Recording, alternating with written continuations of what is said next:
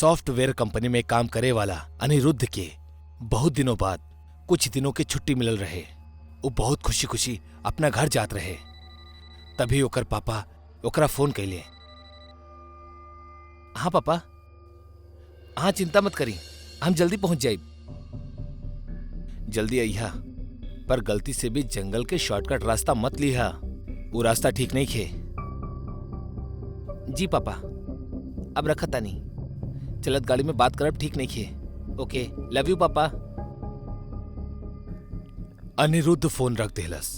ओकर चेहरा पे घर जाए के खुशी साफ झलकत रहल। कुछ ही देर में अनिरुद्ध उस जंगल के क्रॉस कैलस, जेकर खातिर ओकर पापा कहले रहले कि शॉर्टकट मत लिहा। का करी, पापा की बात मानी या ना? लेकिन अगर हम शॉर्टकट ले भी लेनी तो पापा के बताई के हमार सिवा तो क्यों और बना हमरा साथे। त अनिरुद्ध डियर, समय से घर पहुंचे के बाद त शॉर्टकट तो लेवे के ही पड़ी। आखिर काफी सोच विचार कैला के बाद जवान खून अनिरुद्ध अपन पिता के बात अनसुना कौ के जंगल के शॉर्टकट से ही जाके फैसला कौ लेलस। अभी वक्त ही जानत रहल या फिर वो जंगल कि ओकर अंदर आवे वाला मेहमान के साथे का होके वाला रहल।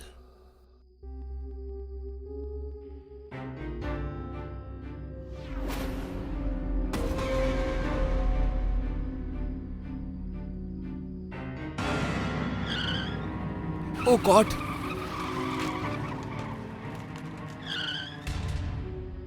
लागता एक्सीडेंट की वजह से टेम्परेरी मेमोरी लॉस हो गई बा। कुछ समझ में ना आवत रहे कि हम कौन सी ओर से आयल रहनी, हिन्ने से या हुन्ने से। एक्सीडेंट से लगल चोट के दर्द के साथ साथ अनिरुद्ध जंगल से बाहर जाए वाला रास्ता पर चले लागल। लेकिन कुछ ही देर बाद वह रास्ता से वापस एक्सीडेंट वाली जगह पर पहुंच गए जहां से वो आयल रहे। ई देख अनिरुद्ध बुरी तरह से डर गए। ई कैसे हो सकेला?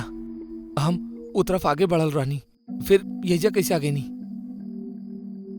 अनिरुद्ध बहुत कोशिश करत रहल वो जंगल से बाहर निकले के खातिर, लेकिन वो बार बार उहे जगह पर वापस पहुंच जात रहे जहां एक्सीडेंट भइल रहे। लेकिन तब भी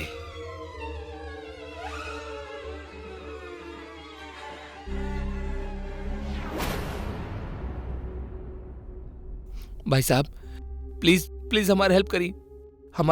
हमारे एजे एक्सीडेंट भइल रहे। हम बहुत कोशिश करता नहीं जंगल से बाहर निकले के खातिर, लेकिन हर बार लौट के एजे आ जाता नहीं। आपके बाहर जाए के रास्ता पता बा? तब प्लीज हमके साथ ले जाएं। ठीक बा, बैठी। जंगल के उ भूल भुलैया रास्ते पे केहू के मिल जाई अनिरुद्ध के खातिर वरदान से कम ना रहे। हमार नाम जितेश, हमार अनिरुद्ध। आप इस जंगल के रास्ता पे काहे अइले? पापा मना कैले रहले, लेकिन घर जाके जल्दी में हम ही शॉर्टकट ले लेनी और फंस गए नी। जितेश अनिरुद्ध के जंगल से बाहर तो ले गई, लेकिन वो खुद अपन कार के जंगल से बाहर ना ले आयल। आपकी मंजिल आ गई। जंगल यही से खत्म हो खेला। हम क्या आप जैसे और भी लोगन की मदद करे के बा।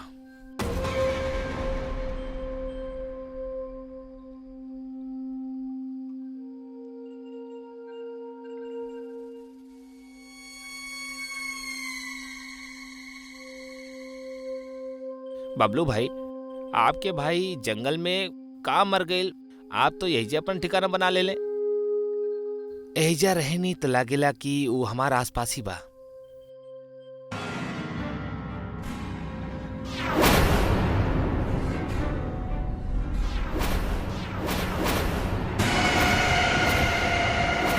एक मरल आदमी अनिरुद्ध के जंगल से बाहर छोड़लस।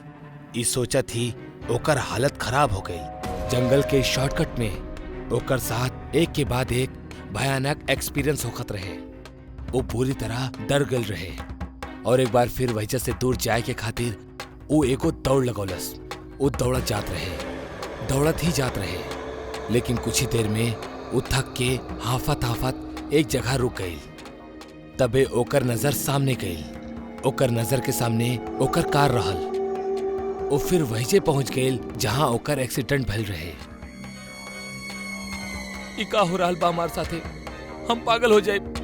हम बार बार यही जे कहे आ जाता नहीं। काहे कि तू भी हमार तरह मर चुकल बाड़ा और एक एक खबर तोहरा नहीं खे। वो देखा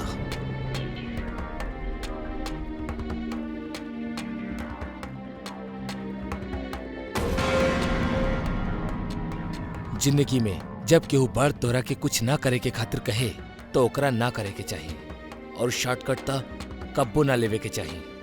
उस शॉर्टकट में अनिरुद्ध मर चुकल रहे।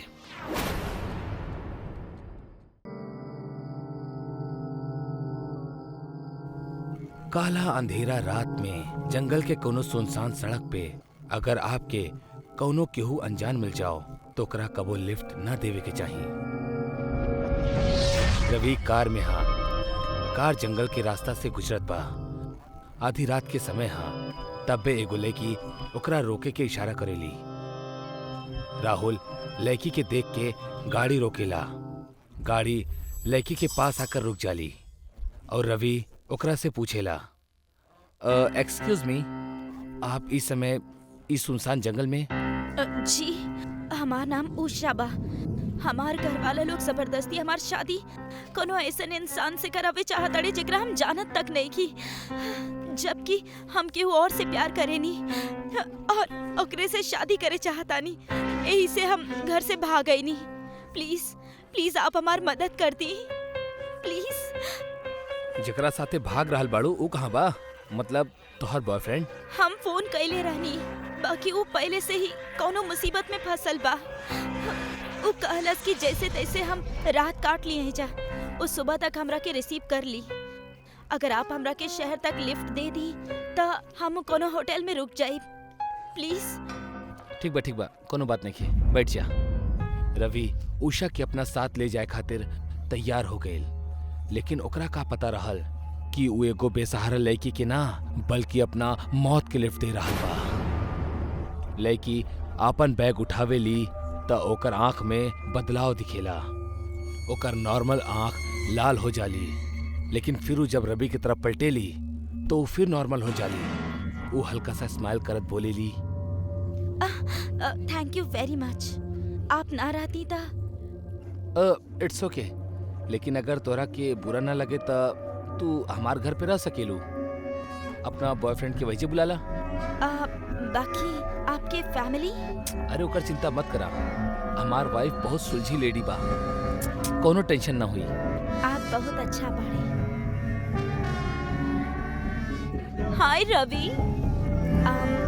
रवि ई उषा है जया।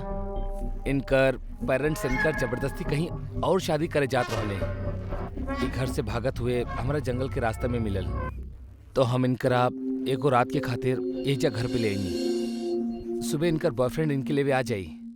और उषा ई हमार वाइफ बाड़ी। Hello hello. अच्छा कहनी आप जे इनका के साथ ले आनी। आई ना, अंदर आई और जल्दी से हाथ मुंह धोली। हम खाना गरम करत आनी। अनु और अनमोल भी खाना खाए खातिर इंतजार करल बाड़े। जाई। रवि पहला गलती तब कैलस जब वो एगो अनजान लड़की के लिफ्ट देलस, और वो दूसर गलती तब कैलस जब वो लड़की के अपना घर तक ले आइलस। ऐसा कह के रवि अपना साथ साथ अपना परिवार के भी मुश्किल में डाल देलस। हाय बच्चा लोग। हाय। चला खाना शुरू करा। जल्दी से खाला बच्चा लोग, ना तो हम खा जाए। हाँ मम्मी, ऊ आंटी अच्छी नहीं थी। काहे? का बहन? मम्मी ऊ चुड़ैल बाड़ी। अनु अनमोल ऐसा ना बोले ले। वो हमनी के मेहमान बाड़ी ना। ना मम्मी, दीदी सही करल बाड़ी। उनकर आँख। बच्चा लोग बहुत हो गई, सुझ जा। ओफो, ये लाइट के भी अभी जाए के रहे। बाहर तो सबके घर में लाइट बा, सिर्फ हमनी के यहाँ ही लाइट नहीं खे। लगातार फ्यूज ढीला हो गइल बा। हम जरा देख क्या होता नहीं। रवि जाए के खातिर उठे लागल कि तब्बे मौत के खेल शुरू हो जाला। बिना लाइट के ही सीलिंग फैन स्पीड से चले के खातिर सब घबरा जाले।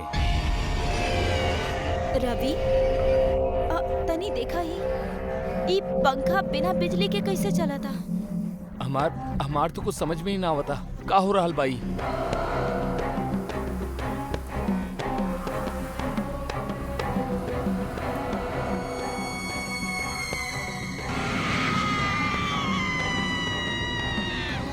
बच्चा लोग सही कहले रहे। आंटी एगो चुड़ैल बाड़ी और अभी चुड़ैल आंटी तोहनी सबके खा जाई है।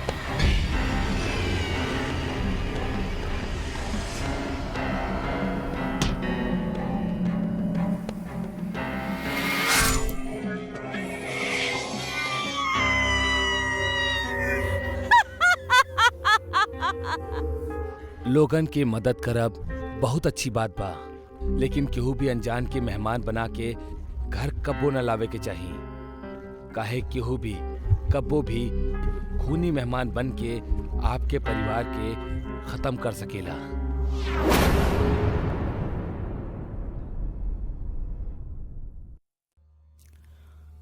ई कहानी हा चोर राजू के।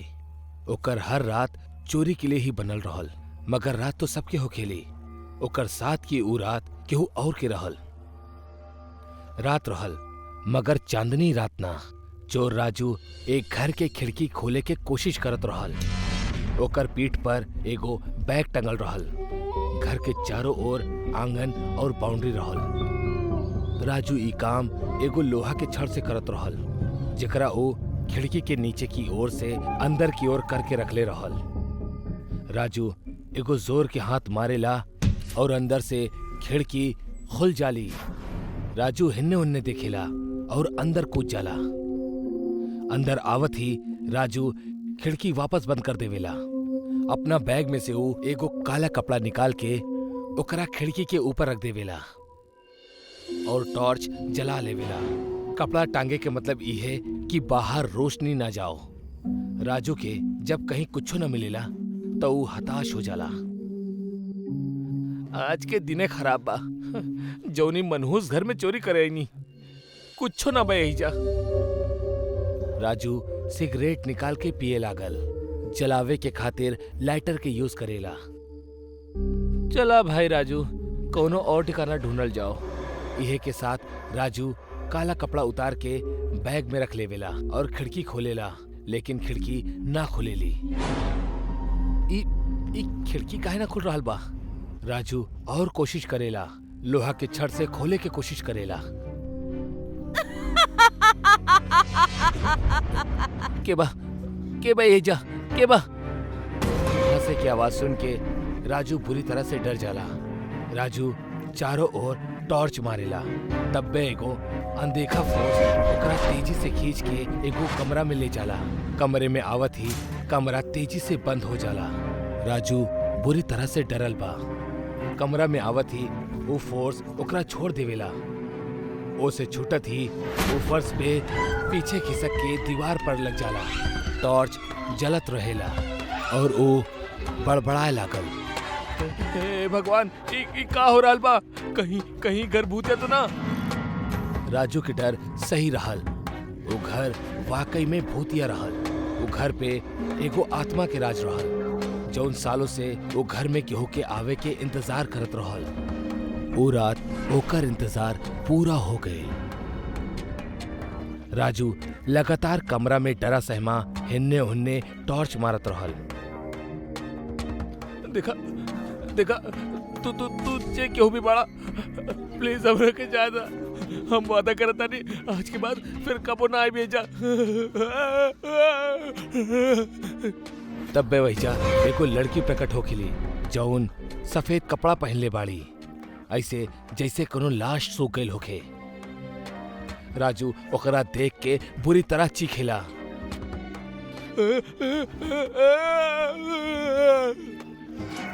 डरे और चीखे के जरूरत नहीं खे। हम तोहरा के जाए देब। बस तू हमार दो काम कर दा। तू जोन बुलबू हम करब, हमरा के जाता बस। पहला काम तहरा के ई आदमी के हर हाल में यहाँ लावे के बा, और दूसर काम ई औरत के यहाँ बुलावे के बा। ठीक बा, हम लेकर आओ तनी। भूतनी राजू के 2 फोटोग्राफ देविली। आदमी के फोटो के पीछे ओकर एड्रेस लिखल बा और महिला के फोटो के पीछे ओकर फोन नंबर लिखल बा। रुका, तू इनका के लावे जा सकेला, लेकिन तोहार आवे तक तहरा अपन जगह अपन कोनो करीबी के यहाँ छोड़े के होई। अगर ऐसा ना करबा तो तू यहाँ से कब्बो ना जा पाइबा। फोन लगावा। राजू के कुछो समझ में ना आवेला कि ऊ का करे। आखिर में ऊ फोन लगावेला। हेलो रश्मि। जो राजू के सबसे करीबी ओकर पत्नी ही रहल, यही से ऊ ओकरा के बुलौलस। पत्नी खिड़की से घर में और फिर कमरा में आवेली। काहे बुलेले बाड़ा हमरा के यहाँ ये उजड़ल चमन में? तब बे राजू के पीछे वो भूतनी आ जाली और जकरा देख के रश्मि चीखे लागल। तब बे भूतनी ओकरा गर्दन से पकड़ के उठा लेवेली। ई का कर रहल बाड़ू तू? छोड़ दे एकरा के, छोड़ दा प्लीज, छोड़ दा एकरा के, मत मारा एकरा के। परेशान मत होखा, बस ये देखत रानी कि तू जेकरा के यहाँ छोड़ के जाताड़ा उस सच में तोहार करीबी बाड़ी की ना। अब जा और जल्दी से फोटो वाला आदमी के लेके आवा, कैसे भी करके लावा। बाकी लेके आईहा और वो औरत के फोन करके इन्हें बुला लिहा। माँ बाड़ी ऊ हमार, ई घर के जिक्र करबा तो वो आ जाई। भूतनी छोड़ देवेली। रश्मि बेहोश हो जाली। ठीक है, जैसन तू कहलू हम वैसे कर दे। बस तू हमारे वाइफ को कुछ मत करिया, हम जाता नहीं। तब बे दरवाजा खोल जाला और ओकरा बाद खिड़की भी खुल जाली। राजू पागलों के जैसे आधी रात में वो आदमी के घर ढूंढत रहल। राजू फोटो के पीछे लिखल एड्रेस से लोगन के घर के नंबर चेक करत रहल। फोटो के पीछे सुंदर नगर 12/48 लिखल रहे। एगो जगह टॉर्च मारेला तो वहां 12/36 लिखल रहे। थोड़ा आगे जाला और फिर से टॉर्च मारेला, वहां 12/48 लिखल रहल। साथ में लिखल रहेला राम निवास। राजू अपना बैग से देसी कट्टा निकालेला और हाथ में पीछे के अंदर तक जाला। बेल बजावेला। 2 बार बेल बजत ही एगो आधी नींद में एगो आदमी बाहर आवेला। जी कहीं? सुनील जी से मिले के बा। हमें सुनील बानी कहीं? नाम कंफर्म होखत ही राजू सुनील के सर पे देसी कट्टा के पिछले हिस्सा से वार कर देवेला। सुनील ओकरा बाहों में झूल जावेला। राजू अपन फोन निकालेला और लेडी से बात करे लागल। हेलो, हमार नाम राजू हा। ये वक्त हम आनंद नगर के घर में कैद बानी। आप ना नहीं तो हम मर जाइब। राजू सुनील के एगो बाइक पे बांध के लेके निकल जाला। राजू ओकरा खिड़की से अंदर ले आवेला और खींचत हुए कमरे में ले जाला। इली भूतनी जी, जैसन आप कहले रहनी हम वैसन कर देनी।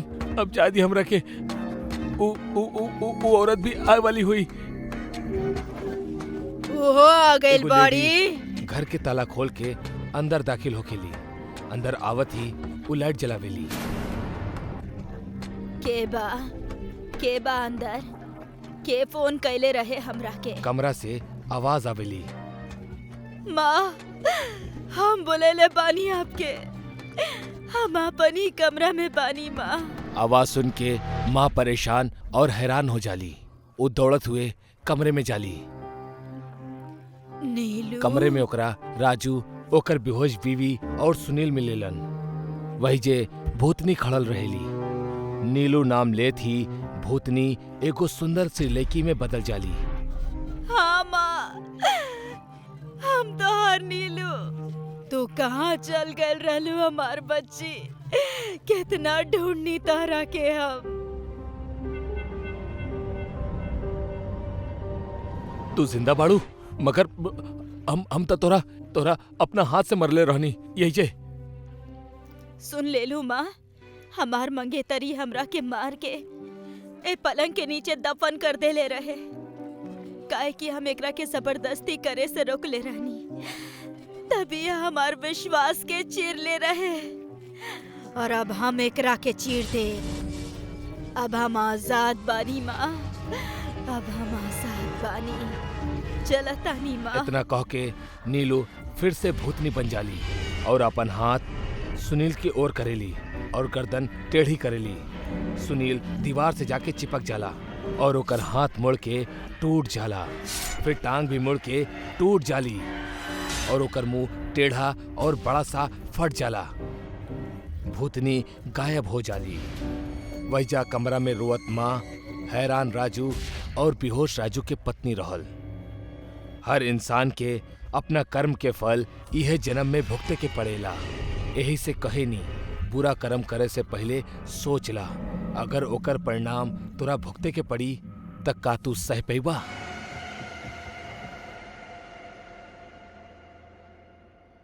दोस्त लोग, अगर इंसान अपना काम के पूरा ईमानदारी से करेला ता ओकरा सफल होके से दुनिया के कौनो ताकत न रोक सकेली। लेकिन फिल्म इंडस्ट्री में काम करे वाला कास्टिंग डायरेक्टर रमन अपना काम के ईमानदारी की छदम खाल उड़ा के ओकरा अपन हवस बुझावे के जरिया बना ले रहल। यार संदीप, पूरा एक वीक निकल गई, लेकिन अभी तक हम वर्मा सर के हॉरर फिल्म के हीरोइन ढूंढे ना पाईनी। अगर ऐसा नहीं चलत रहल ना तो ये काम हमरा हाथ से जा देर ना लगी। बॉस ही पिछला प्रोफाइल देख ला, एक से बढ़कर एक लड़की बा। तू भी ना मूर्ख वाली बात करेला। अबे राकेश छापड़ा सोगी जी ये सब ऐसे बड़ कास्टिंग डायरेक्टर ना बन गए, मेहनत करे बड़े सब। तो आई थिंक सर हमने के ओपन ऑडिशन रख लेवे के चाहिए। हमारा के पूरा विश्वास बा कि कोनो न कोनो नया चेहरा में हमने के हमार हीरोइन जरूर मिल जाई। तू ठीक कहा तोरा। ऐसा करा, तू जल्दी से सोशल मीडिया पे ऑडिशन के डिटेल्स अपलोड कर दा, मगर एड्रेस यहाँ के ना मड आइलैंड के ऑफिस के रखी हा। वो जगह लकी है हमरा खातिर। हमार करियर के शुरुआत उहे ऑफिस से भइल रहे। तू जल्दी से सब निपटा ला, हमनी वहाँ के लिए अब ही निकल जाता है। ओके बॉस।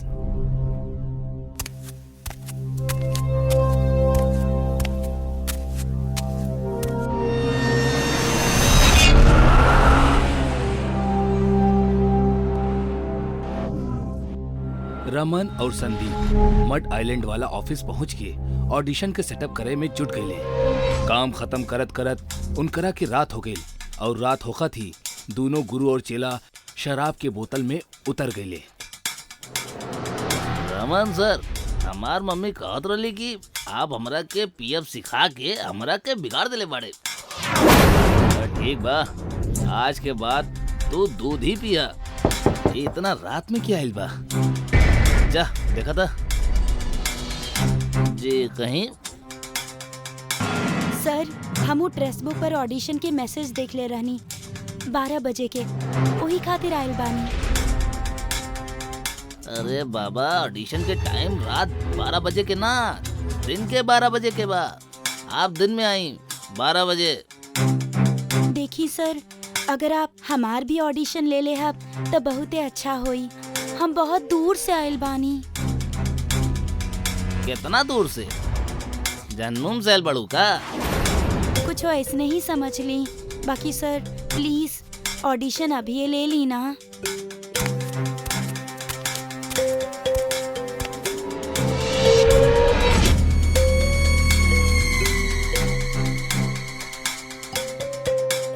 संदीप इतना रिक्वेस्ट कर रहा बड़ी ता ले लेवल जा ऑडिशन। तो चला कैमरा और लाइट्स ऑन करा। सर अब वहीं कैसे पॉसिबल है? हाँ ना पॉसिबल।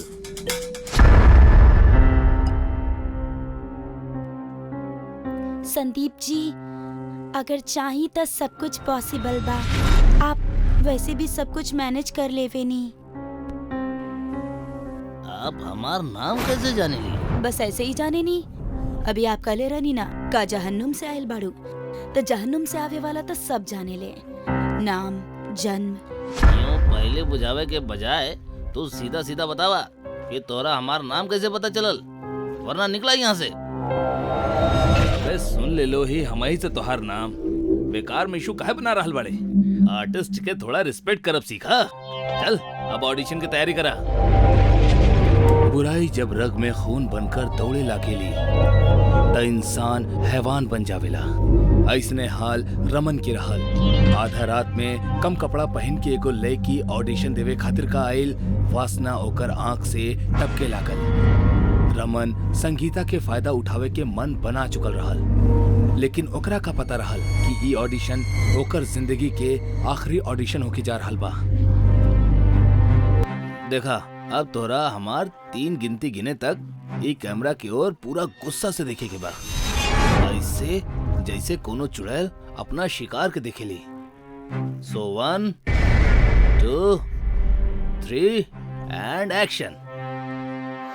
अब तो जिंदा ना बचबा। हर बुराई इंसान के सामने लौट के आवेली। अरे वाह, बिना डायलॉग मिलले इतना रियलिस्टिक डायलॉग बोल देलू तू, बहुत बढ़िया। थैंक यू सर। एकरा ही रियलिस्टिक एक्टिंग कहल जाला। बड़ बड़ हीरोइन ना कर पावेली। Mind blowing. संदीप, कल ऑडिशन कैंसिल कर दा। अब और ऑडिशन लेवे के कोनो जरूरत नहीं खे। हाँ, और हाँ, डायरेक्टर वर्मा के भी कॉल करके बोल दा कि उनकर हीरोइन मिल चुकल बा। का नाम बा तोहर? जी, संगीता। संगीता,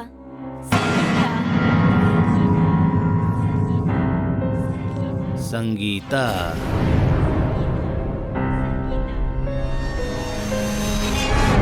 सर कहाँ खो गई नी? ना कुछ ना, तहार नाम सुन के कुछ याद आ गल रहे। संदीप, तू का बोला ताड़ा, कैसन लागल? अच्छा ऑडिशन रहल सर। हमार खराब बिहेवियर के लिए सॉरी संगीता जी। It's okay.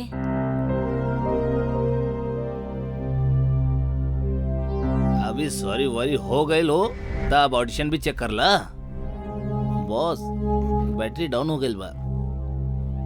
It's okay, battery change कर ला। आई एम सॉरी सर, हम जल्दबाजी में बैटरी के दूसरा सेट लाओ भी बुला गए नहीं। सर प्लीज गुस्सा मत करी। हम बहन लोखंड वाला ऑफिस जाके ले आवता नहीं। 1.5-2 घंटा में वापस आ जाए सर। ओकरा बाद ऑडिशन चेक करके इनकरा भेज दे। अब तो हर हमेशा की ये नाटक रहेला। होके वाला सुपरस्टार के एक एक पल कीमती होकेला, समझला तू? जा जल्दी लेके आवा।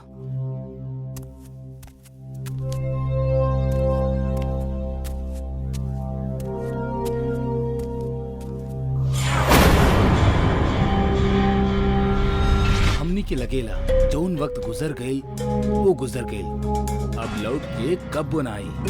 मगर ऐसा ना होखेला। वक्त वो खेती होखेली जहाँ हर बीते वक्त में हम अपना हाथ से अपन कर्म बोवेनी, और एगो समय के बाद अपना कर्म के फसल के हमनी के खुद ही काटे के पड़ेला। आज रमन के कर्म के फसल कटे के समय आ गल रहे। एक्चुअली मूवी में तो हर कैरेक्टर बहुत ही बोल्ड और स्ट्रांग है। कि हॉरर मूवी में हीरोइन अपना मौत के बदला लेवेली, थोड़ा एक्सपोज भी करे के पड़ी। आपके कोनो प्रॉब्लम तो नहीं है ना? ना सर, हमरा कौनो प्रॉब्लम नहीं है। आजकल तो ये सब कॉमन बा। अगर कोनो कॉम्प्रोमाइज करे के पड़ल त चिंता मत करा रमन, हम कॉम्प्रोमाइज करे खातिर भी तैयार बानी। बस एक बार कहता कि पिछला बार के तरह ए बार हमार यूज करे के बाद तू हमरा के मरबाना। के बाड़ू तू? बताइनी ना, हमार नाम संगीता बा। ओहे संगीता जेकरा तू यही बंगला में जिंदा दफन कर देले रहला। ई कैसन मजाक? कैरेक्टर से बाहर आवा संगीता। बहुत सालन से कब से निभा रहल बानी हम ही कैरेक्टर के सर। ऐसे कैसे बाहर आ जाए? इहे त हमारा असली कैरेक्टर बा। अरे अरे अरे तोहर चेहरे की का हो रहल बा? अरे वैसे ही हो जा रहल बा जैसे तू कइले रहला। इहे जगह तू हमरा के जिंदा गाड़ ले रहला ना, अब हम तहरा के यहाँ गाड़ दे। यहाँ अकेला रहत रहत हम बोर हो गइल बानी रमन। तू रहबा त मजा आई। ना ना ई ना हो सकेला। तू तो मर चुकल बाड़ू ना, फिर तू यहाँ कैसे आ गेलू? जब बदला के गुस्सा आसमान के चीर देवेला ना रमन, तब मरल लोग लौट आवेले। ना संगीता, प्लीज हमरा के माफ कर दा। हमरा से बहुत बड़ गलती हो गई। हमरा कैसे ना करे के चाहत रहे। माफ कर दा प्लीज हमरा के माफ कर दा। तहरा जैसन लोगन के हाथ मर के जौन लड़कियन चुड़ैल बन जाली, उनकरा पास माफी ना मौत होखेला, मौत। आज के हमारी ऑडिशन तो हर जिंदगी के आखिरी ऑडिशन रहे रमन। अब तू ऑडिशन लेवे के बहाने कौनो भी लड़की के शोषण ना कर पैबा। ना प्लीज हमरा के मत मारा, प्लीज हमरा के मत मारा। जिंदगी में एक बात हमेशा याद रखिया दोस्त लोग, बुरा कर्म के जौन फसल हमनी के बोई ले जा, ओकरा इहे जन्म में हमनी के काटे के पड़ेला। संदीप ई बुरा कर्म से दूर रहल, यही से बच गई। लेकिन आप लोग भूल से भी केहू लड़की के ना शोषण करिहा और ना ही करत हुए दिखिहा, वरना संगीता आज भी यही जे बाड़ी हमनी सबके बीच।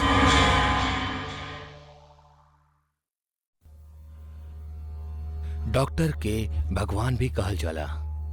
ई एगो विश्वास के रिश्ता होला, मगर कैसन होई अगर जीवन दे वाला ही मौत के शैतान बन जाओ। जेकरा अमृत समझनी उहे विष निकल जाओ। डॉक्टर अंशुमन बहुत ही काबिल रहले। न जाने कितना ही लोग ओकरा इलाज से ठीक होके ओकरा के दुआ देकर गईले, मगर ऊ रात ओकरा सर पे शैतान सवार हो गल रहे। रुका सिस्टर, ई का कर रहल बाड़ू? नथिंग डॉक्टर, पेन किलर देत रहनी। सुबह तक एकरा के होश आ जाई और पुलिस भी आ जाई, फिर सबके पता चल ही जाई कि कौन हैवान एकरा साथी सब कैले बा। ना तू जनरल वार्ड में जा, हम एकरा देख ले हब। ओके डॉक्टर। हाँ विवेक बोला। भैया आप काम करते ले? ना अब ही ना। तो कब करवा भैया?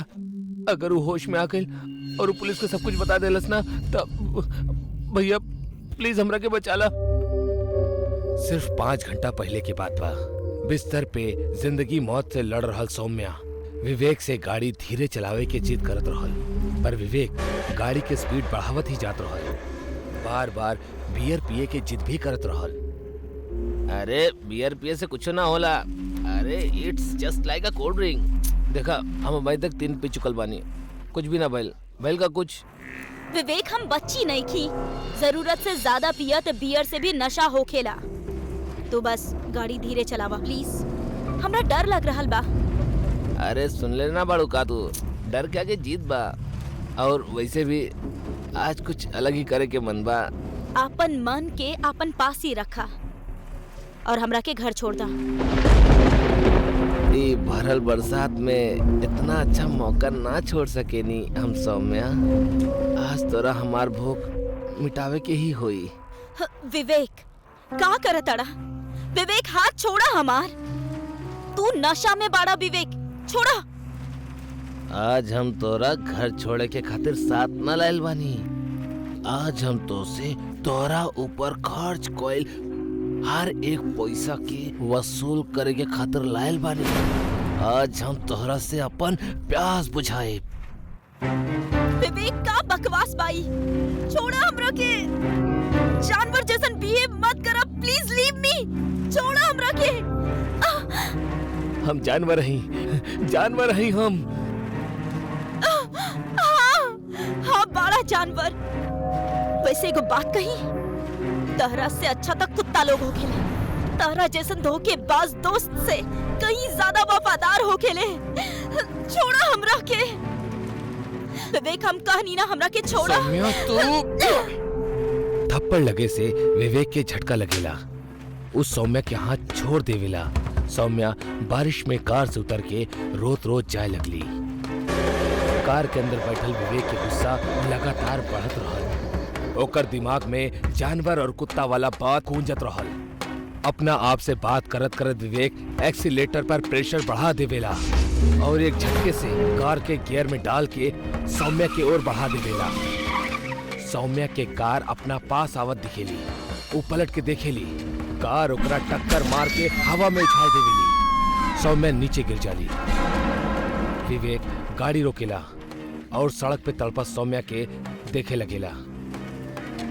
विवेक गुस्सा में आके सौम्या के ऊपर गाड़ी चढ़ा देवेला और गाड़ी चढ़ेला के बाद खुद के पुलिस से बचावे के खातिर अपन बड़ भाई के अस्पताल में ले आयल। लेकिन वहीजा आके ओकरा जैसे ही पता चलल कि सौम्या बच जाई, बस उहे पल वो अपना भाई के एक्सीडेंट के सारा सच बता देलस और उनकरा पे दबाव बनावे लागल कि वो सौम्या के मार डाले। भैया भैया प्लीज, आपके मम्मी पापा के कसम बा भैया, प्लीज मार दियो ओकरा, वरना पुलिस हमरा के ना छोड़ी भैया। मार देता नहीं, लेकिन प्रॉमिस करा कि आज के बाद ऐसा हरकत तो कोनो भी लड़की के साथ ना करबा। प्रॉमिस भैया, गॉड प्रॉमिस, कबो ऐसा ना करब। भाई खातिर तू हमरा के मारा ताड़ा, जबकि गलत तोहर भाई केले बा। वो भाई है हमार। अंशुमन घबरा जाला, लेकिन फिर हिम्मत करके सौम्या के इंजेक्शन लगावेला और इंजेक्शन के असर से सौम्या के सांस रुके लागल और ओकरा आंख से आंसू आवेला और वो मर जाले। लाइफ सेविंग मशीन के ग्राफ फ्लैट हो जाला। अंशुमन सौम्या के नब्ज चेक करेला और फोन निकाल के तुरंत विवेक के फोन करेला। हाँ भैया बोली, हम ओकरा के मार देले बानी। तू जल्दी से यहाँ आ जा। थैंक यू भैया, थैंक यू वेरी मच। आप ना हुई त एक कमीनी लगी त हमरा के फसाइए देले रहल। आज तो वाकई में गइल बाड़ा। भैया भैया, ई का हो रहल बा भैया? भैया ई का? मौत बांटे वाला तू दोनों भाई के, अब हम मौत के घाट उतारब। जैसे ही सौम्या इशारा करेली, वो रूम में मौजूद इंजेक्शन, सीजर और चाकू हवा में अपने आप उड़े लागल और तेजी से जाके वो दोनों भाइयों के शरीर में धंस जाली और दोनों वहीजे मर जाले। वार्ड की दीवारों पे खून ही खून बिखर जाला। दोनों के लाश दीवार पे टंग जाली और सौम्या के शरीर वापस बेड पे गिर जावेला। एगो भाई अपना भाई के प्यार के खातिर ओकरा गलती पे पर्दा डालत हुए अपना पेशे से धोखा कैलस और एगो मासूम के मौत के नींद सुला दिलस। लेकिन कहेले ना, ईश्वर के घर में देर हा पर अंधेर ना। भगवान उहे लड़की के हाथों वो दोनों के मार के इंसाफ कर देले। बुराई के अंत हमेशा बुरा ही होखेला।